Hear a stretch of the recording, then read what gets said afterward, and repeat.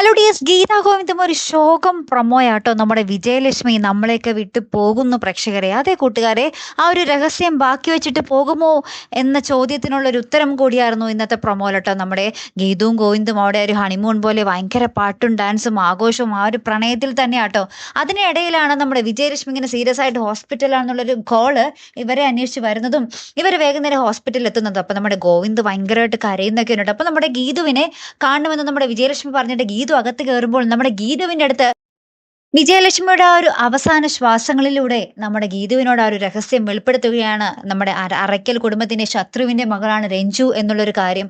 അപ്പൊ നമ്മുടെ ഗീതു ഇത് കേട്ടപാടെ ഈ രഹസ്യം ഞാൻ എത്ര ഞാൻ എൻ്റെ ജീവിതകാലം മുഴുവൻ എൻ്റെ നെഞ്ചിൽ കൊണ്ട് നടക്കണമല്ലോ, ഒരു മുഖം മൂടി അണിഞ്ഞ് ഗോവിന്ദേട്ടന്റെ മുന്നിൽ ഞാൻ നിൽക്കണമല്ലോ എന്നൊക്കെ പറഞ്ഞ് ഐസിയുവിന് ഉള്ളിൽ നിന്നും ഇറങ്ങും കേട്ടോ. നമ്മുടെ വിജയലക്ഷ്മിയുടെ കാര്യത്തിൽ ഏകദേശം തീരുമാനവുമായി. വിജയലക്ഷ്മി അമ്മ എന്നേക്കുമായി വിട പറയുന്ന ആ ഒരു സൂചനകൾ തന്നെയാണ് നമുക്ക് ഇന്നത്തെ പ്രൊമോയിൽ കിട്ടിയത് കേട്ടോ.